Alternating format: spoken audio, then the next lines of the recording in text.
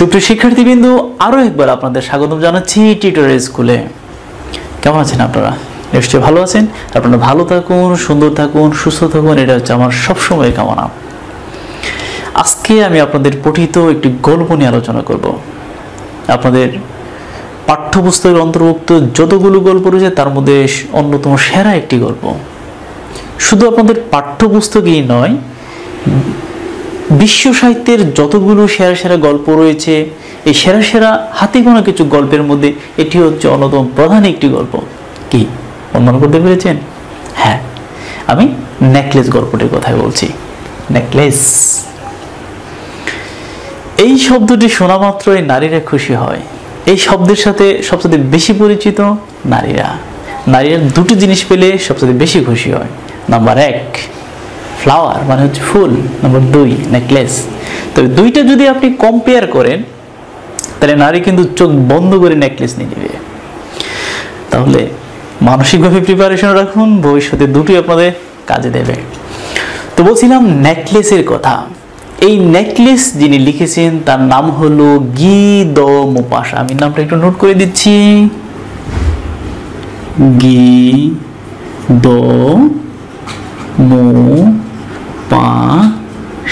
আমরা যেরকম রেস্তোরাঁ বানানে শেষে চন্দ্রবিন্দু দিয়ে মো-পা-সাতে এরকম একটা শেষের দিকে একটা চন্দ্রবিন্দু রয়েছে। গি-দ-মো-পা-সা। তো আমরা এই লেখক পরিচিতি নিয়ে বেশি করে এই নেকলেস গল্পটি যিনি লিখেছেন উনি হলেন গি-দ-মো-পা-সা। উনি হচ্ছেন ফ্রান্সের অর্থাৎ ফরাসি একজন লেখক। শুধু লেখক নন, একজন কবিও। তো এই লেখক সম্পর্কে বিস্তারিত আমাদের আরেকটি ক্লাস থাকবে, এবং এই গল্পটি যিনি অনুবাদ করেছেন ওনার নাম হলো পূর্ণেন্দু দস্তিদার। তার সম্পর্কেও আমাদের লেখক পরিচিতি অংশে ডিটেলস থাকবে। তো এই ক্লাসের পাশাপাশি আশা করছি সেটিও আপনারা একটু দেখে নেবেন। তো এই গল্পের কোন গল্পের কথা বলছি? নেকলেস গল্পের কথা বলছি। খুব প্রাণবন্ত একটি গল্প, এবং এই গল্প থেকে আমাদের প্রত্যেকেরই কিছু না কিছু শেখার আছে। সুতরাং এটি এক কথায় আপনি যদি বলতে চান, এটি একটি টাচি গল্প, এটি একটি মর্মান্তিক গল্প, এটি একটি ট্র্যাজেডিমূলক গল্প। তো এই নেকলেস গল্পের কেন্দ্রীয় চরিত্র হচ্ছে মাতিলদা লুইসেল। মাতিলদা লুইসেল। মাতিলদা লুইসেল এটি হচ্ছে নারী চরিত্র, এবং পুরুষ চরিত্রের নাম হলো লুইসেল।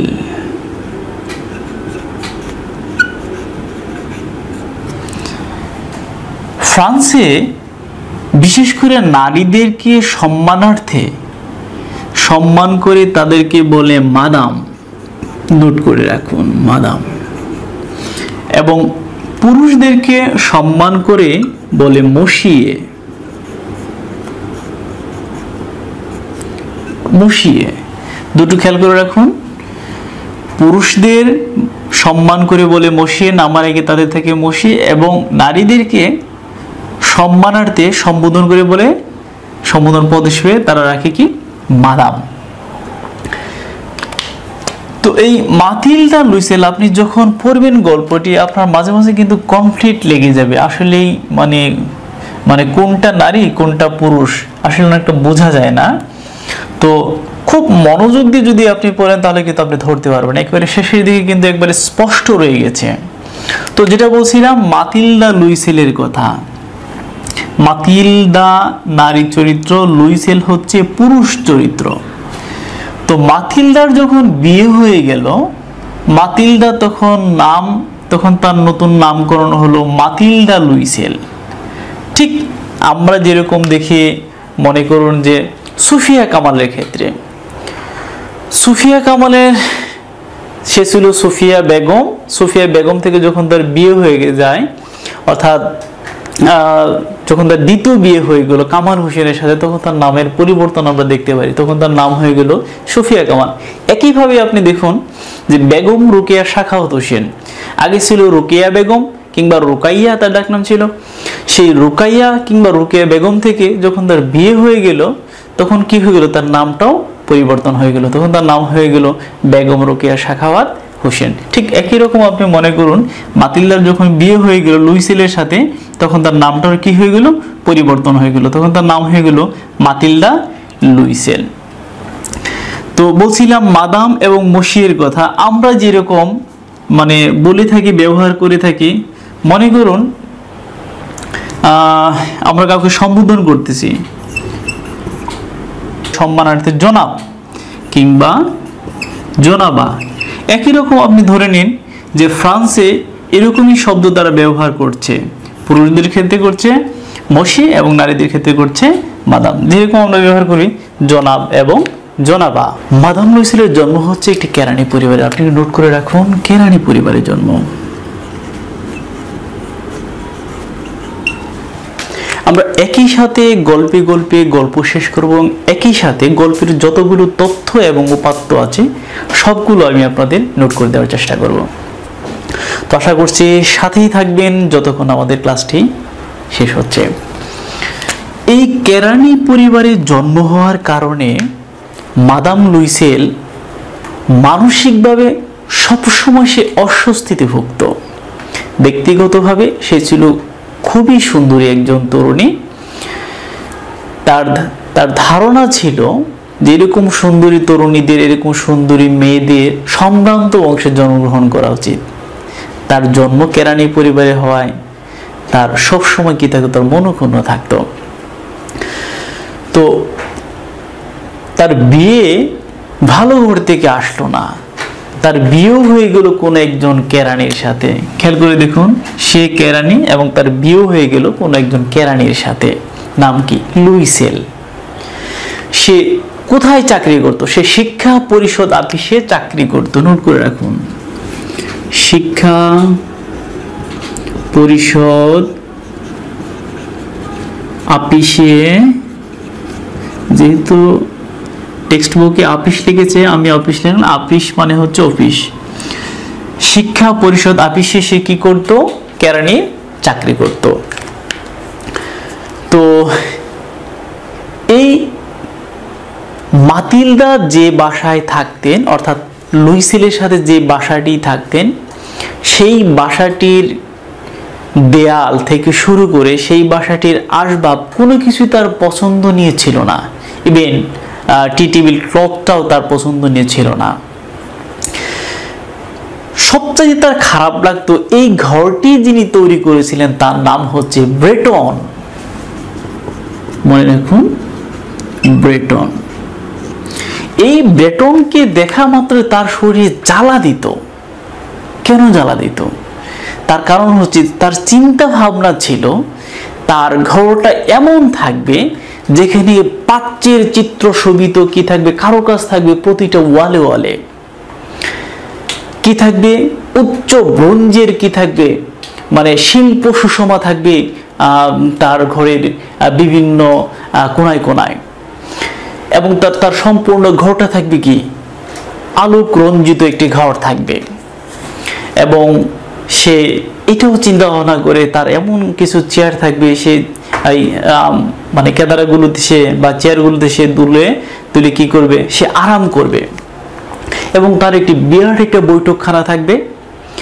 হ্যাঁ, এবং তার যতগুলো পর্দা আছে এই পর্দাগুলো চেঞ্জ করে সেখানে কি থাকবে, পুরনো রেশমি পর্দা থাকবে। পুরনো রেশমি পর্দার পরিবর্তে সে কি করবে, চকচকে নতুন রেশমি পর্দা নেবে। এবং তার যথেষ্ট পরিমাণে কি থাকবে, নতুন চকচকে আসবাবপত্র থাকবে। এটা হচ্ছে তার ইমাজিন, এটা হচ্ছে তার কল্পনা।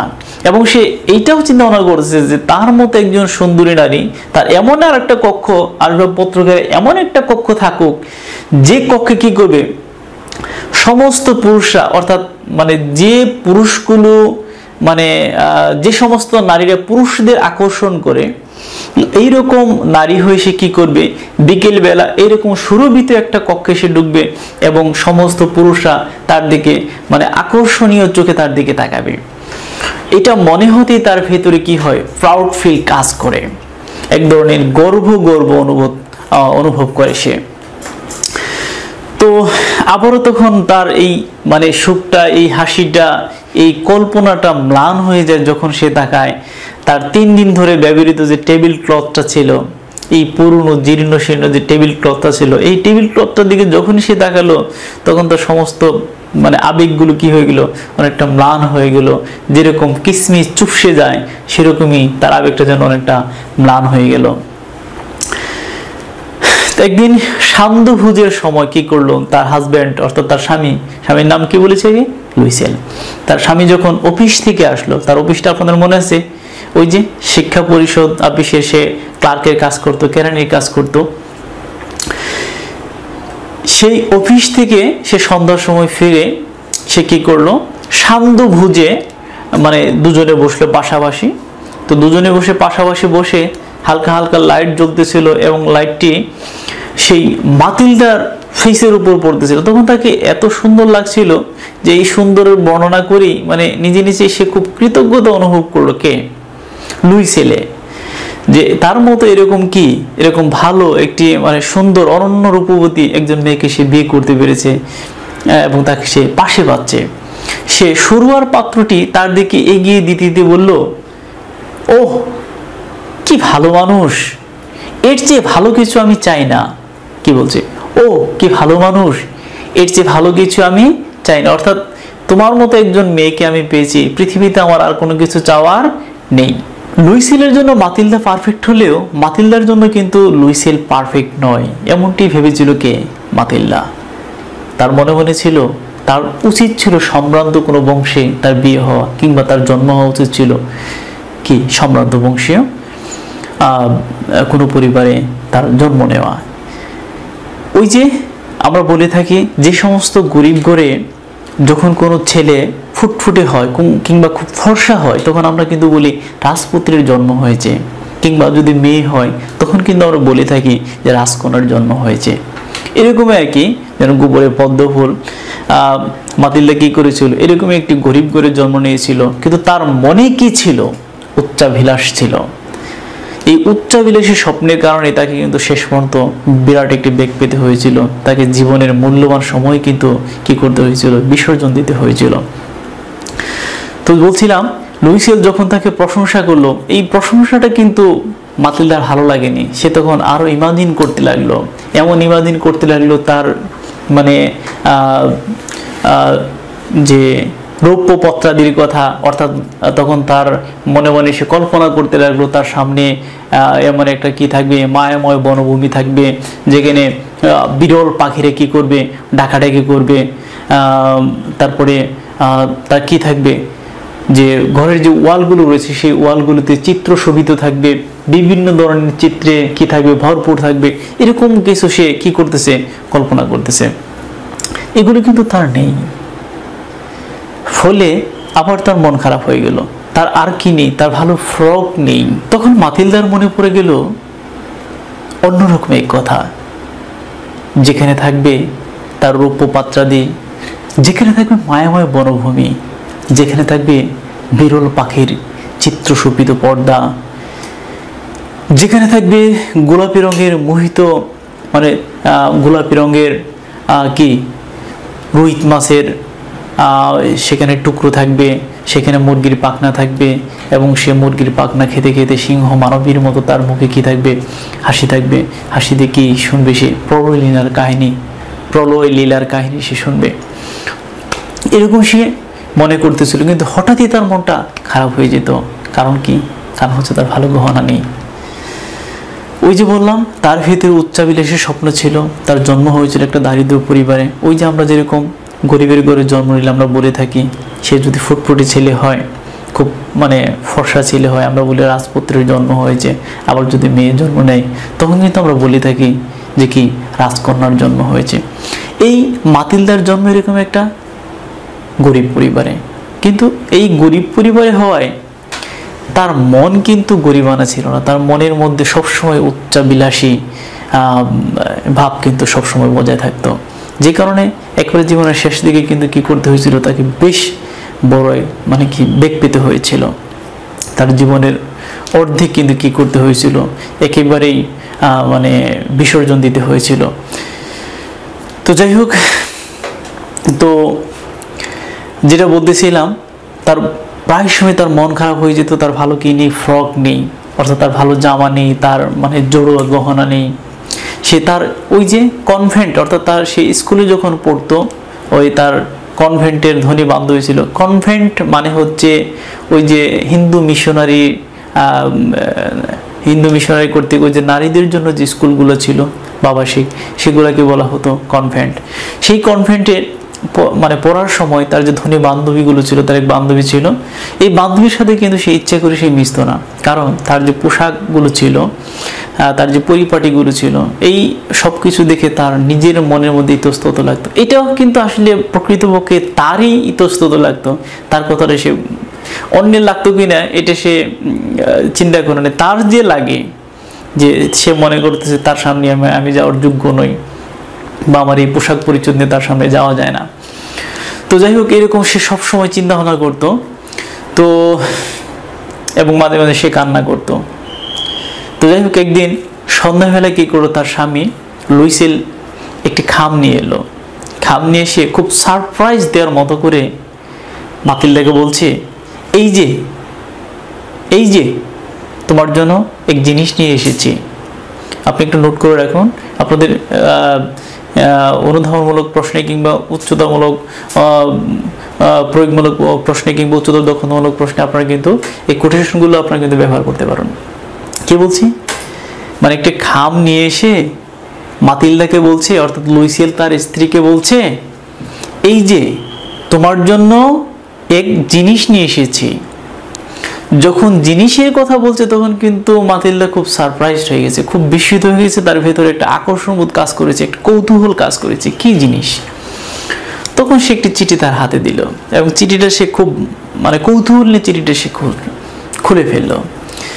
সেখানে লেখা ছিল যে জনশিক্ষা মন্ত্রী ও মাদাম জর্জ রেমপন্ডন আগামী 18 জানুয়ারি সন্ধ্যায় কি করবে, তাহাদের নিজ বাসগৃহে মসিয়ে ও মাদাম লুইসেলের উপস্থিতি কামনা করছে। মসিয়ে ও মাদাম লুইসেলের উপস্থিতি কামনা করছে।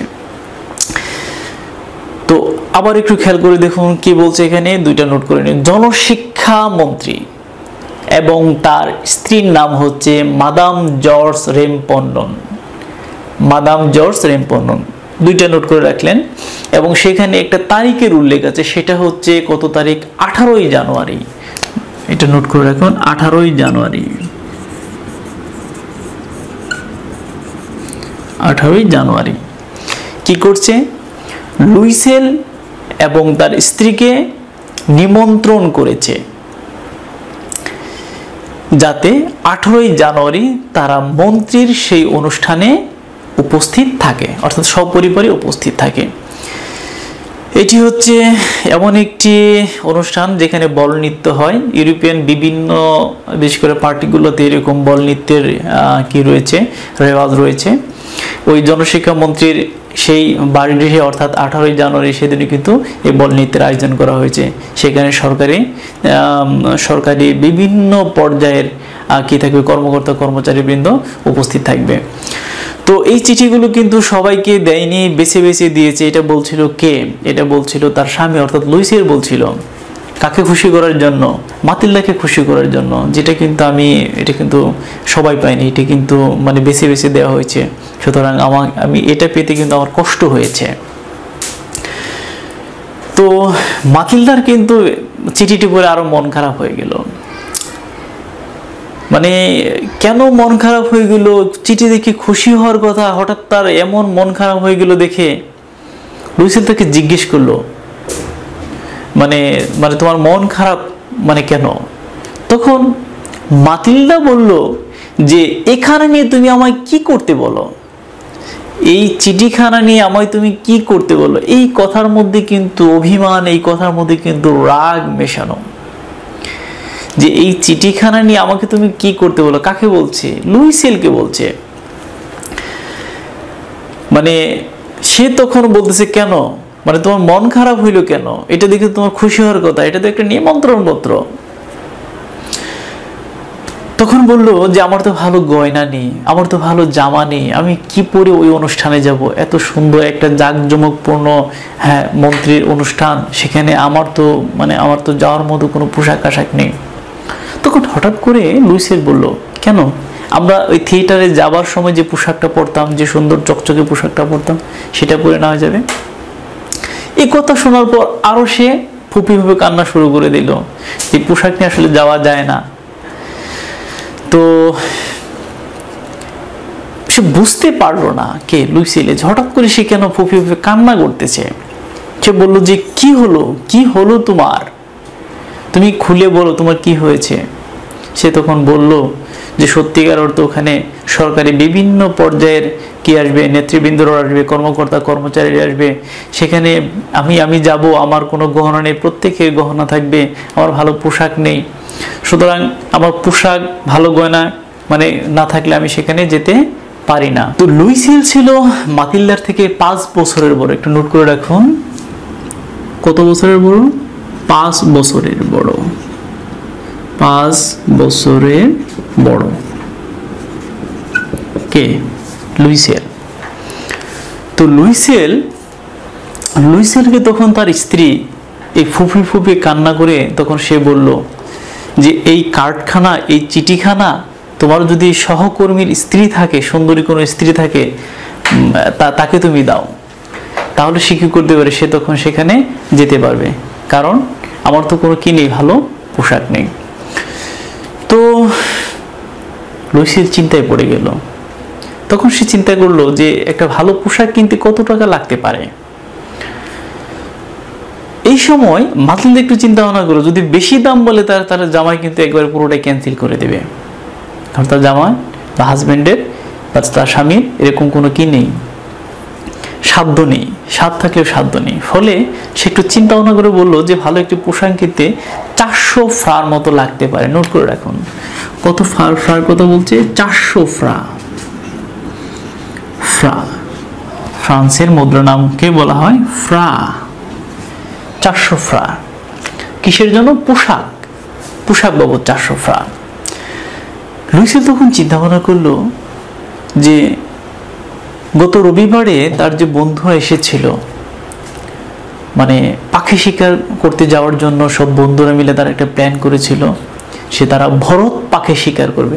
একটা পাখির নাম উল্লেখ আছে, এটা নোট করে রাখতে পারেন, আপনাদের আসতে পারে। সেই পাখির নাম হচ্ছে ভরত পাখি। ভরত পাখির উল্লেখ আছে। সেই ভরত পাখি শিকার করতে যাওয়ার জন্য সে কি করেছিল, একটি বন্দুক কেনার টাকা রেখেছিল। তখন বলল যে এই বন্দুক কিনতে যে টাকা আমার কি ছিল, জমা ছিল, সেটাতে তুমি না হয় কি কিনো, তুমি তোমার পোশাক কিনে নাও। তো বল নাচের দিন তুমি ওটা পরে কি করবে, বল নাচের ওখানে যাবে।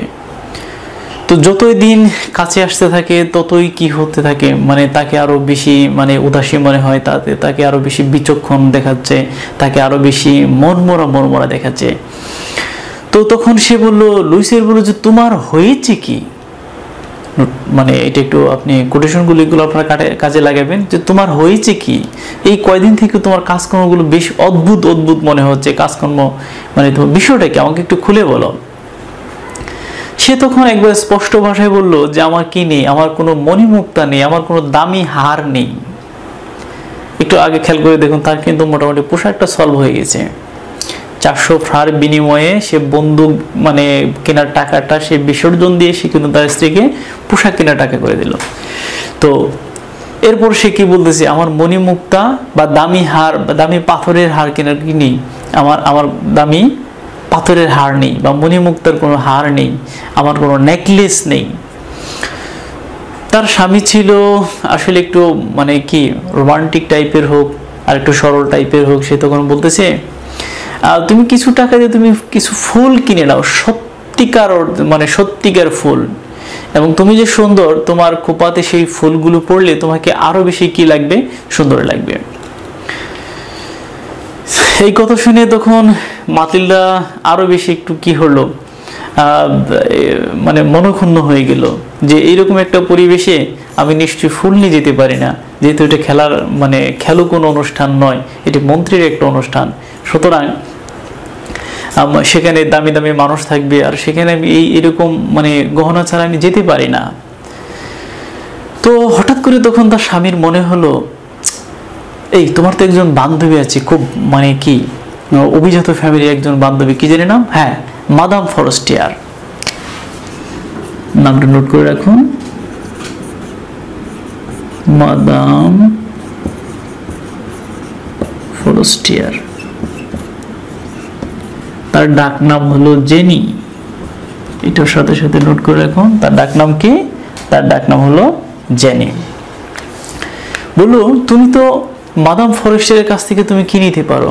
গহনা ধার নিতে পারো, আবার তো একদিনের জন্য প্রোগ্রাম করো, সুতরাং ওই একদিনের জন্য নিয়ে তুমি পরের দিন আবার ফেরত দিয়ে দিলে, সুতরাং তোমার জন্য কি হয়ে গেল? সুবিধা হয়ে গেল, আর যাওয়ার কোনো প্রতিবন্ধকতা রইল না। তখন মানে মাতিলদা তখন চিন্তা করলো, তাই তো, আসলেই তো সেই ফরেস্টে এমন একজন বান্ধবী যার কাছে নিবৃত্তে কথা বলা যায়, নিবৃত্তে চাওয়া যায়, মানে নিজের কি দুর্বলতাগুলো বলা যায়, যে কথা সেই কাজ। তখন সে কি করলো, সেই তার ঘনিষ্ঠ বান্ধবী মাদাম ফরেস্টিয়ার কাছে গেলে এবং ফরেস্টিয়ার কাছে গিয়ে সে তখন বলতে লাগলো, সে মাদাম ফরেস্টিয়ারকে বললো, ভাই আমার কিছু গহনা লাগবে, তুমি যদি একটু দিয়ে সহযোগিতা করো, আমার তো এরকম একটি দাওয়াত এসেছে মন্ত্রীর ইয়ে থেকে, অফিস থেকে, তো 18 জানুয়ারি আমরা সেখানে যাব। তো ফরেস্টিয়ার মন ছিল খুবই উদার এবং সে বলল, ঠিক আছে ভাই, যা ইচ্ছা এখান থেকে নিয়ে নাও, ওই যে গহনার বাক্সটি আছে ওখান থেকে তোমার যা ইচ্ছা সেখান থেকে নিয়ে যাও। সেখানে কি ছিল? সেখানে ছিল সোনার মানে ভিনিশার ক্রুশ ছিল, সেখানে অনেক মূল্যবান কি ছিল, মানে দেখতে খুব চকচকে নেকলেস অনেকগুলো ছিল। তো এগুলো দেখে একবার নিতে চায়, আবার সে নিতে চায় না, ভাবে সেগুলো অনেক দামে কিভাবে ধরবে, আবার সে আবার পিছিয়ে আসে। তো হঠাৎ করে তার চোখগুলো কালো একটি সেটিনের বাক্সের মধ্যে, সেটিন মানে হচ্ছে রেশমি মানে বস্ত্র দ্বারা আবৃত একটি বাক্স, সেটাই হলো সেটিন। তো এই বাক্সের মধ্যে তার চোখগুলো একটি হীরের হার, সেটিনের বাক্স, আমি কি বলছিলাম, হীরের হার,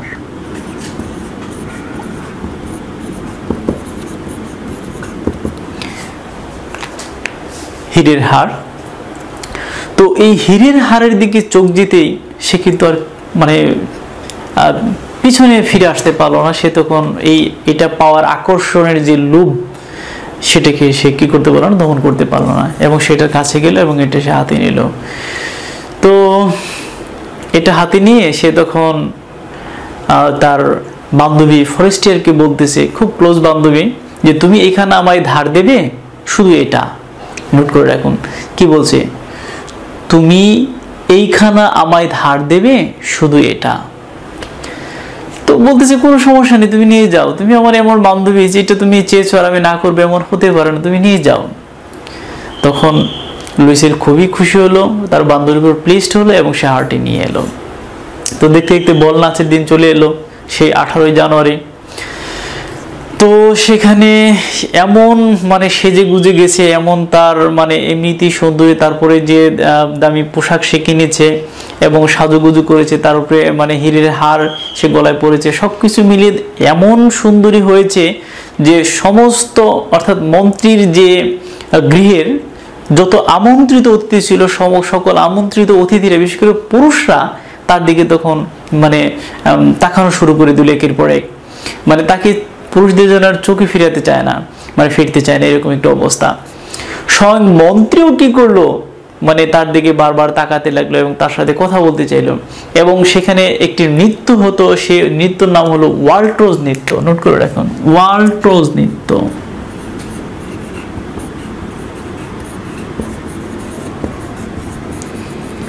কোন নৃত্যের মধ্যে? ওই যে বল নৃত্যের মধ্যে, অর্থাৎ যে অনুষ্ঠান হয়েছিল।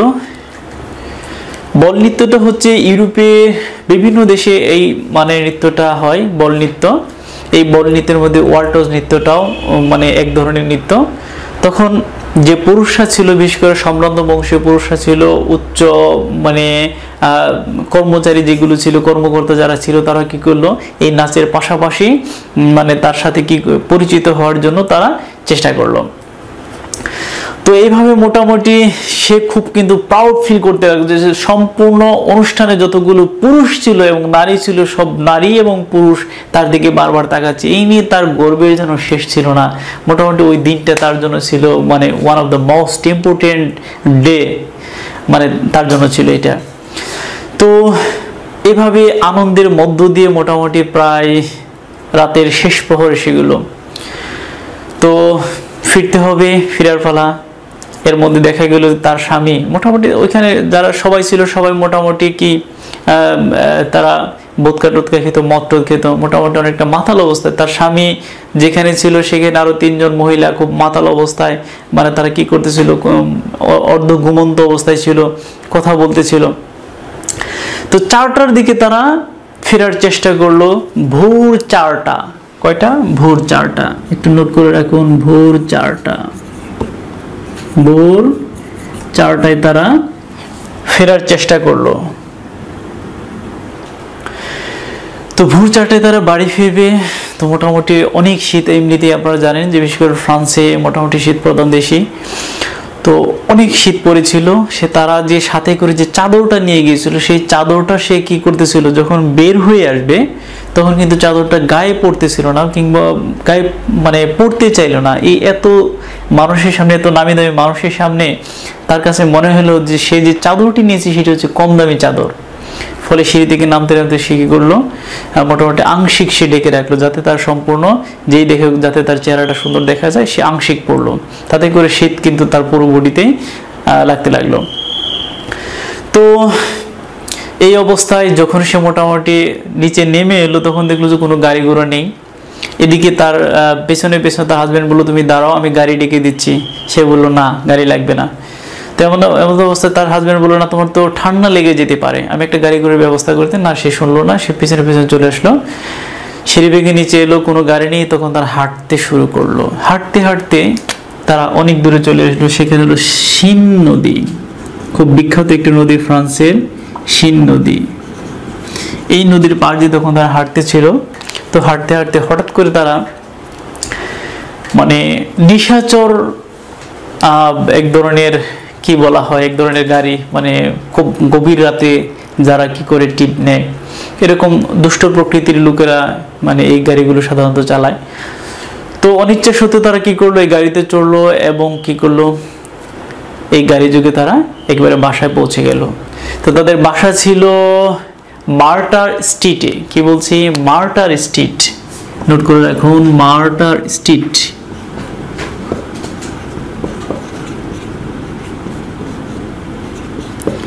মার্টার স্ট্রিট, মার্টার স্ট্রিটে কি ছিল, তাদের বাড়ি ছিল।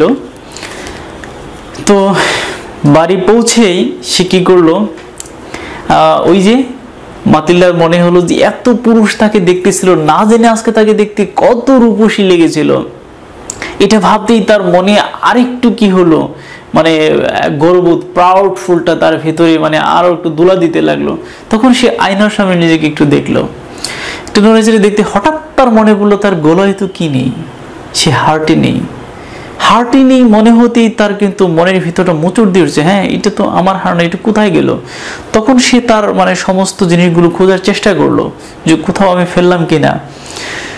সবগুলো যখন চেক করলো তখন সে তার হাজবেন্ডকে জিজ্ঞেস করলো, মানে অর্থাৎ লুইসিলকে জিজ্ঞেস করলো। তো লুইসিলের তখন কাপড় অর্ধেক প্রায় খুলেছে, না এরকম একটি অবস্থা, অর্ধনগ্ন অবস্থা আর কি, যেটা বলা যায়। তো এই অবস্থা বলতেছে, তো হার্টে কি তোমার কাছে আছে?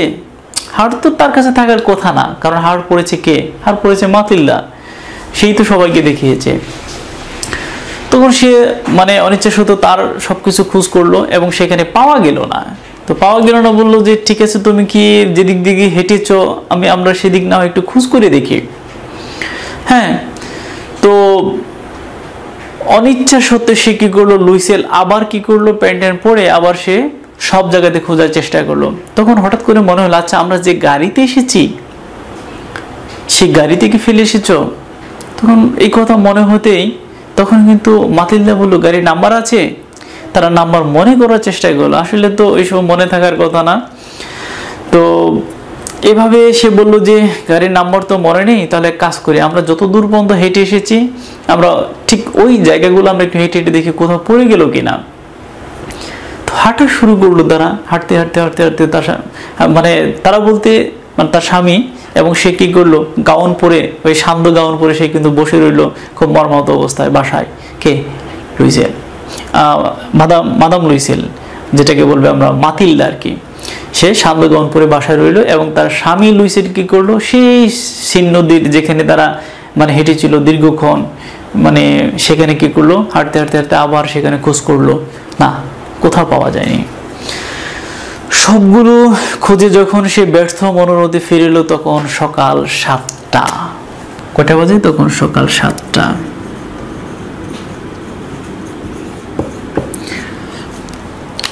নয়টায় তার স্বামীর অফিস আছে, সুতরাং এটা তো চিন্তা ভাবনার একটা বিষয়, তার স্বামীকে অফিসে যেতে হবে, অফিস মিস করা যাবে না। তো স্বামী আসার আগে, এই 7টার সময় বাসায় ফেরার আগে সে পুলিশকে ইনফর্ম করে দিল, এবং একটি পুরস্কারের ঘোষণা দিয়ে সে কি করলো, একটি বিজ্ঞাপন দিয়ে এলো যে যে হারটা পাবে তাকে যথোপযুক্ত পুরস্কার দিয়ে তাকে সন্তুষ্ট করা হবে।